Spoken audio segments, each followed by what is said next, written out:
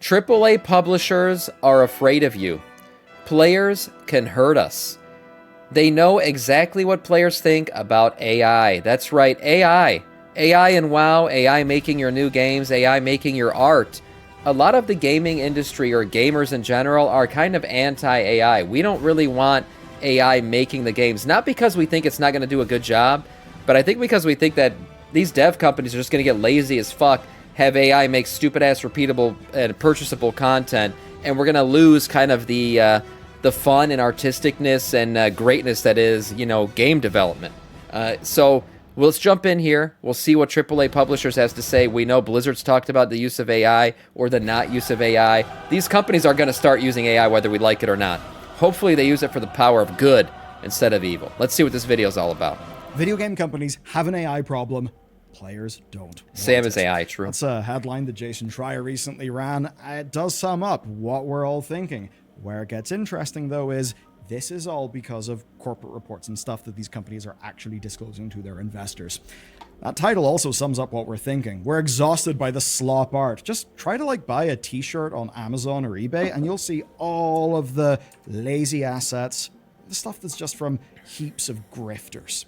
Yeah. But Schreier here is talking about something much larger, and that is the largest game publishers on this planet. They are here admitting that players oppose this tech, that they know players oppose this tech, but obviously they still do plan to use it. And that means we have a lot to talk about. I don't think...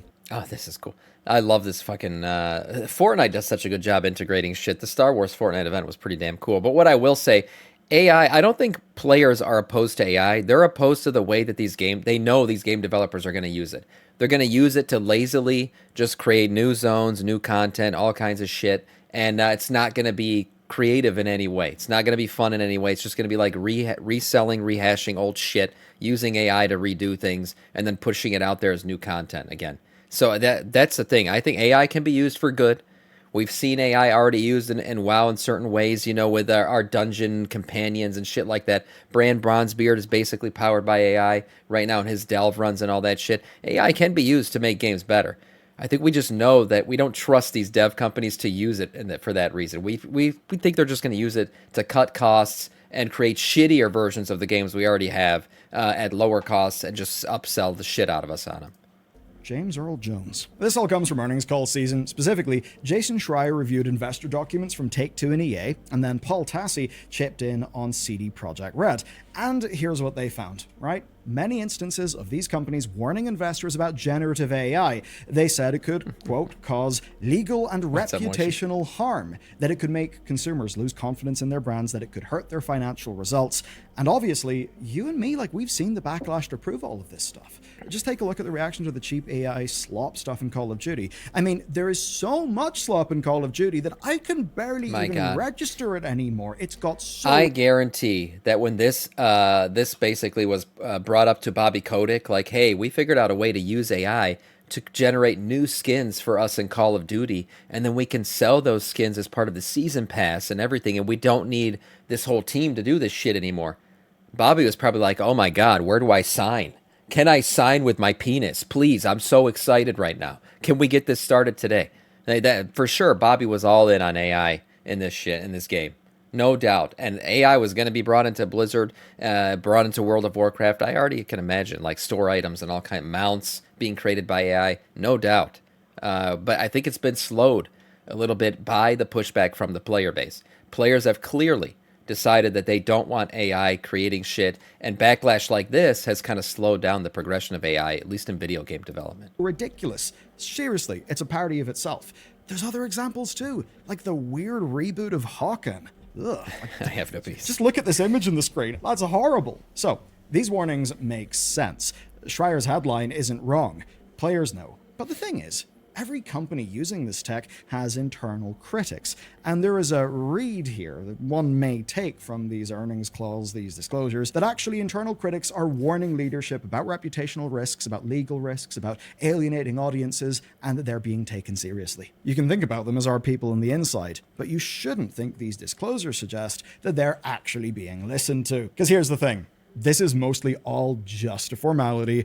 Yeah. It's a formality that's going to be followed by mass normalization kind of through James Earl Jones. But obviously not really. It's really on Tim Epic, the man who does appear to be driving half the damn news. Why, if you're wondering why he mentions James Earl Jones, God rest his soul, former U of M grad just like myself, University of Michigan, shout out, go blue. He was the voice of Darth Vader. A lot of people know him for that. He's the voice of Darth Vader, yes. And he did sign before his passing that they could use AI to continue his voice as Darth Vader once he passed. So things like in Fortnite, if you played the season, there was basically a generative AI version of Darth Vader that could create voice lines and stuff and respond to what players were saying to him. So that was James Earl Jones's voice being pumped through an AI engine and then responding to live queries and stuff like that. So yeah, he did that. I'm actually happy he did. I think it's a great thing for the Star Wars universe to continue to use his voice, and he signed off on it. He was okay with it. So that's great. I think that's AI used in a good way. Unfortunately, there's a lot of other ways that it's used in a bad way these days. And take a look at what else EA are warning their investors about. Tariffs. Side note, if you ever go to a Michigan football game, his voice is the intro for the whole Michigan football game. And he comes on, he goes, "The University of Michigan, the greatest university in the world," through his voice. It's freaking amazing. It's if you haven't experienced it, you should. Lawsuits, third-party developers, missing deadlines, natural disasters, pandemics, things that are literally called acts of God, cybersecurity breaches, all the stuff. Do you know what those are, though? They're disclosures. And as an example, do you know those investment ads that you probably get in YouTube that are annoying, that always warn you your investment may decrease in value? Or the entire comedic genre that is the American Pharma ad, where you get to see happy people dancing while you hear about horrible, horrifying side effects. Side effects, right. Well, these are not done to sell more pills. No, those are disclosures. They're obligations. They protect companies from legal action if things go wrong. So here's what matters. These warnings actually mean the opposite. They don't mean that companies won't pursue generative AI. They mean that they will. And we know this because they're talking about it as a risk. If you're not using this technology, you don't need to warn investors of the potential backlash. And if you're only planning to use it in some innocuous or basic way, maybe some old-style machine learning, you could sort of massage it. But no, they don't even try to do that. This is full-on generative AI as... If not managed appropriately, it may result in legal and reputational harm, because consumers will lose confidence in our business and brands, negatively impact the financial and property. Yeah, I said they're worried about us. They're worried about the gamers and how they're reacting to AI. And they're considering it as a risk factor when implementing AI. So literally, the players are holding back the full implementation of AI in video games. Clap it up for yourselves. The only question would be then, will the tech stay internal? Is it all just some hype to make the quarterly thing go up? Or will it leak into player-facing products? Obviously, for many companies, it already has. Looking at you, Activision. But of course, Activision, they're fucking stupid and they've got what they've deserved so far with sentiment. But you know what? Tim Epic, he's a little bit more smart. If you want to get audiences on board with a new tech that's controversial, what you do is you make it fun. You don't sell someone a Prius that goes 0 to 60 in 50 seconds and gets lampooned by South Park. No. You sell them an electric car that goes 0 to 60 in 2.5 seconds that you just think is fun. You create demand. You make it sexy. You make it fun. And with I don't think players are against AI being used in video games to make really cool moments like it did here. What they're against is just the trashy use of AI, the garbage use of AI to just make things easier, make things more cost effective, and in essence give us a worse off product for the same cost. Because you best believe it, AI is going to cut costs for corporations when it comes to making video games. But do you really think that you really think that cost savings is going to cut to the players? Get out of here. No, that's just going to create higher profit margins for the companies. I think that's what a lot of people are against. I think if people thought that we were going to get a discount on games because AI is making them, they'd be all for it. But that's not what's going to happen. Of AI in video games, that is what Epic Games are in fact doing. If it's just a meme, if it's just a toy, it's not really serious. Even take image gen AI that a lot of people are extremely concerned about, and rightly so.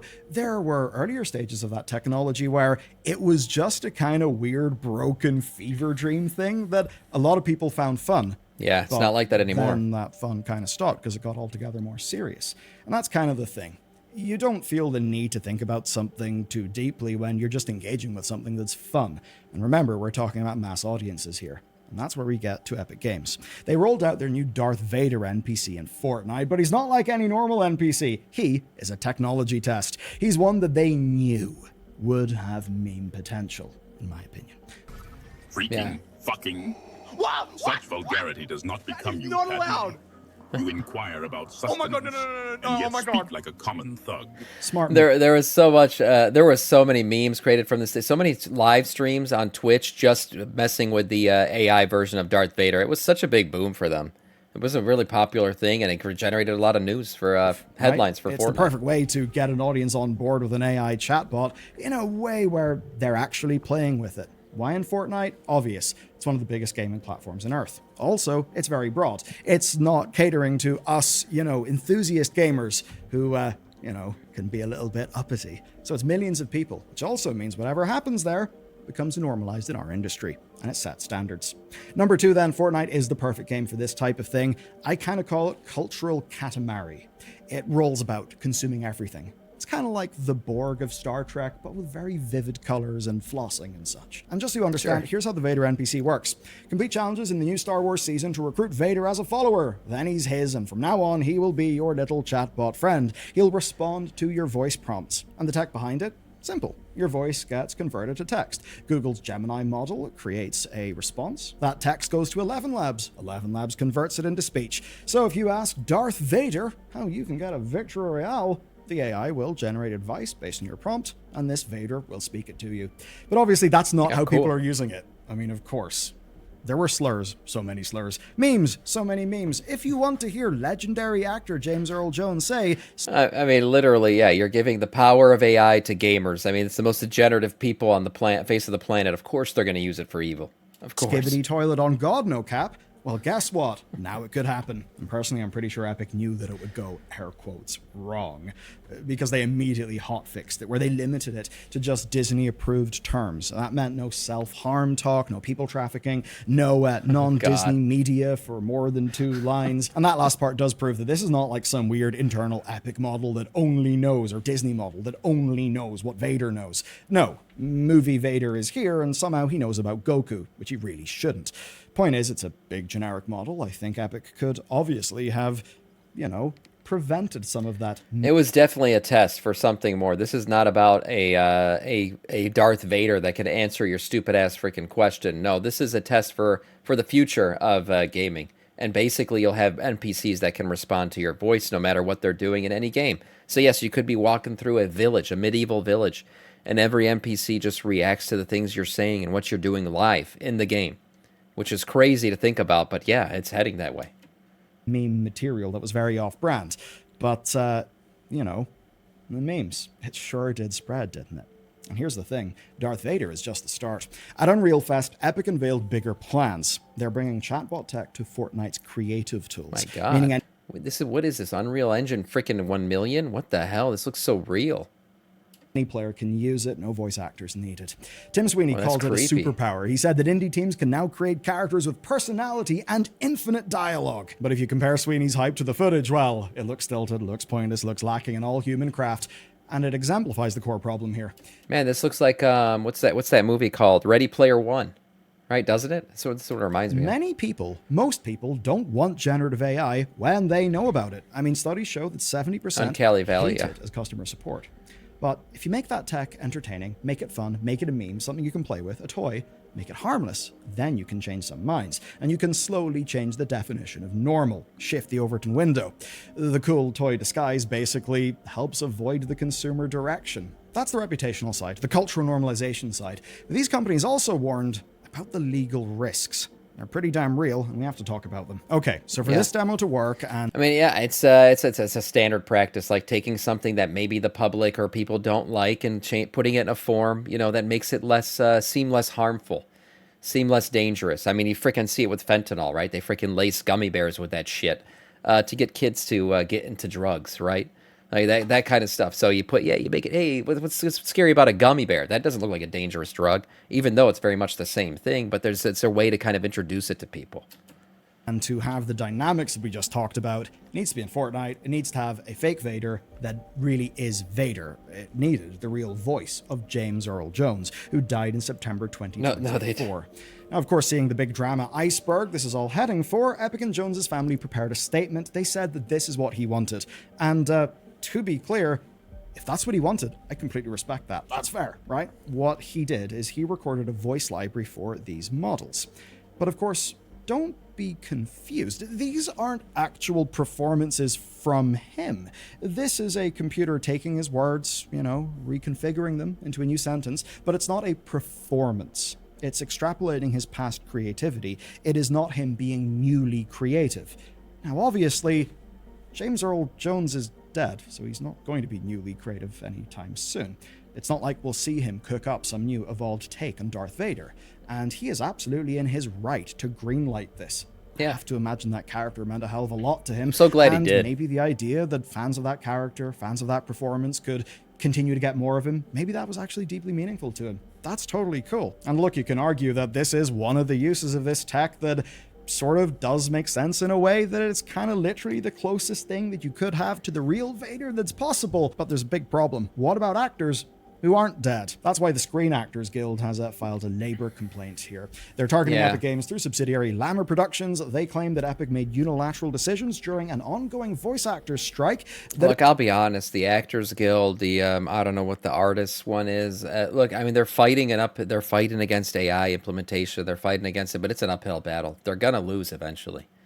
Whether or not they're just not going to use voice actors' voices anymore to lace this AI with stuff, or they're just going to create characters that from day one have an AI voice generated through AI that has nothing to do with a human being. That's another way they're going to get around this stuff. It's inevitable. AI is going to work its way into everything, every job, every place. It's going to unemploy a lot of people. I think eventually we'll need like universal income because there's just going to be so many fewer jobs out there that people are needed to do. But they're fighting the fight right now, and they'll have a few victories, but they're going to win some battles, and they're going to lose the war eventually. It is about replacing bargaining work. And here's the thing where, in the long form, we could lose out. So here's the example. Yep, they're already making AI musicians. I think is it Korea or China? There is literally an AI musician. She's like an anime chick, like literally the most popular musician in the entire country, and she's just AI generated. Literally just AI. People will go to concerts to watch her sing, and she has no human influence whatsoever. Miku, yes, I think that's her name. Fully AI generated. She's a singer, makes money, does albums, fucking concerts and everything, and has nothing to do with any people. Scott Lawrence played Vader in Star Wars games. With this AI tech, that role just disappears. The chatbot replaces him. And where it matters is it means the torch can no longer be passed onto a new creative performer to push a character forward, to push acting forward. That can't happen. That is a real loss. It's the type of loss that you won't feel because you'll never see, you'll never hear what you're missing out on. As for the guild's position, well, they actually admit they cannot stop AI voice work. What they want is union-regulated terms. They basically want to protect their members. Now, they want to protect their members, but their members are going to be unemployed eventually. So there's that. Every time they use huge tech innovations or societal turmoil, it's growing pains, transitional pains, whatever you want to call it. There's always that fact, and people got to get used to the new normal because there is going to be a new normal for sure. It goes even back to the Industrial Revolution, right? Putting machines on the assembly line. Guess what? Now you don't need 1,000 people to build a car. You only need 100. What did that do? A lot of people became unemployed. Yeah, it eliminated an entire sector of the industry, no doubt. But it also created a lot of jobs on the back end where now you have people, more robotics people, more high-paying jobs because they're building robots and shit rather than building cars, right? There's that side of things. Now, what happens with AI when the robots start building the robots? I don't know. AI is a different level. But yeah, society will figure it out. We'll see what happens. They did say they appreciate Epic working with Jones's estate. That's vastly better than scraping voices, maybe because you technically could because of some agreement with Disney or whatever. But of course, in the Guild's view, Epic shouldn't be sidestepping the union stuff that's going on, not during a strike that is literally about this exact technology. So these legal challenges are going to be crucial here, right? Because they are the best way to protect creatives. Like if you want to change the rules and define the rules, That's like what courts are for, and that's why this actually does matter. Because here's the thing. This Vader example, it's the good version. Now that it works, now that it's profitable, how long before we see worse examples? All right, it's time to thread a needle. So, like the only way that I see, and this is maybe getting off topic from the video, the only way I see the world being able to deal with AI eliminating so many positions is to kind of force companies to pay some sort of tax for every job they eliminate, because you're going to need basically governments to kind of facilitate people's survival, because there's just not going to be enough jobs for the amount of people that exist in the world. So yeah, first world countries are going to have to basically facilitate all these unemployed people. And the way you're going to have to do that is these corporations are going to become so profitable, because instead of running off of 100,000 people, you're going to need 100 people, okay, to run a corporation. And at that point, the amount of profit they're going to generate is going to be so insane, it's unnecessary. So what you're going to have to do is basically have companies an AI tax. Basically, whatever percentage of your company is run by AI, you pay a tax penalty for doing so. Not so much that it's going to completely eliminate your profits from the AI, but that tax can then be brought into the government, and then the government can distribute that tax back into the society, you know, people who've lost their jobs. Now, that also depends on a government that's not completely fucked and corrupt, which is a whole nother topic to talk about. But that's the only way I see the society being able to deal with the fact that AI is going to eliminate a ton of jobs. Too many, the core value of generative AI is we don't to want a replace dystopian human storyline. labor. Sam, play the game. Now, there are other rates. I mean, in a sense, you could say that by decreasing the cost of intelligence, you allow for new levels of human-orchestrated labor. Corporations, it'll never happen because corporations have lobbyists. Yeah, but the thing is, if you make a product, you need people to purchase your product. If 80% of the population is unemployed, they're not going to be able to purchase your product. So, I mean, you do need money to circulate back into people to purchase your shit. So, I mean, that's just the way it's going to work. They're going to make the thing. They're also going to make the money from the thing. And then the money's going to come back into the company because they're going to give the money to the people. People are going to spend money with the company. You need a customer base at the end of the day. Can't have everybody living in poverty. That previously were not possible. So it's in their interest, too, to kind of do that. Our technology has got better and better. Indeed, though, there is a bit of a dose makes the poison thing, and as opposed to, say, the car or the plow, I think this one might actually be different. So, I guess I'll make the point that I'm not foundationally against the new bit of technology just because it's a new bit of technology. And I actually do use a lot of these tools a lot of the time. But here's the difference. I am crafting things with tools that I understand for my own job, my own craft. No one is forcing me. It is self-driven, right? Yeah. I have control. Take as an example this report, what I'm doing literally right now. Notion's formatting pastes into my Elgato prompter awfully. And that just means there's a bunch of clicking and it's very annoying and the UI sucks.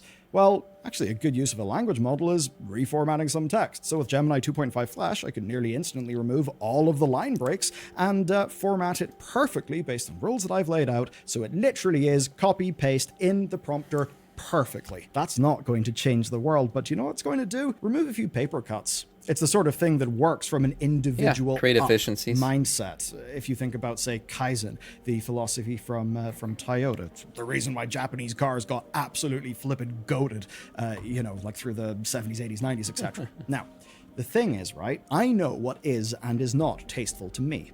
I also control my own schedule. I'm not putting some random, artificial deadline on when I have to use a tool. The reason why is because to do so would be fucking stupid. Unless you're a CEO of a huge company that wants to boast in your next earnings call that you're a forward-looking leader and that you have mandated all your workers move to the new thing by a given date. Yep, That's Yep. It's what's happening, man. Every time there's a layoff at a company, whether it's the one I work for or any other company, they're not rehiring. And it's because they're telling their employees, can you figure out how to use AI to replace the person we just fired? And that's literally the question that every single corporation's asking. It's the same thing with game development. That's why all these companies are infinitely shrinking right now and not re-adding people. obviously bad because it's not actually craft driven. I'm coming for your job, Sam. Yep, I'm actually an AI streamer, guys. I am. Unfortunately, the AI created this face instead of some beautiful, handsome face, but I'm AI nonetheless, and look at me. Hey, I'm making it, Mom. Driven by the person who's actually doing the job. And this is where so many people will have found the worst of this, when your boss just says it must be done this way, in a way that doesn't really feel like a dialogue, in a way that feels like it's perhaps Same as AI confirmed. market. Yeah. So it's no surprise that executives would love this stuff and can pre-rationalize a lot of things. I mean, it's a software license versus payroll, insurance, benefits. Easy math, right? And when they see Epic normalizing this tech, they will be thrilled. They are not going to be looking for the new creative opportunities. They are not going to be looking for, you could say, the Steelman case of using some of this tech.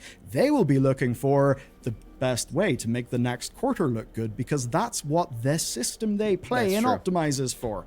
And so now they will see a path forward because of Epic, a way to avoid the reputational risks that they warned their investors about. They can say, they're doing is just like Fortnite. We know how the executives work as well. Yeah.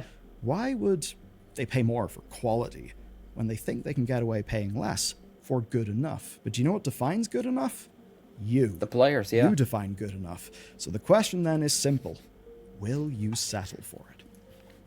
Yeah, crazy video. Affects the entirety of the games industry, affects World of Warcraft, affects Blizzard Entertainment in general, Activision, Microsoft, every other company that makes games out there for sure. And it'll continue to be a thing. Now, there's benefits to it. Will we get, faster expansions, faster content cadences? Sure, we will. You just hope that the content keeps up in terms of quality and everything else, and overall it benefits more than it hurts. We'll see. Nice video from Bellular.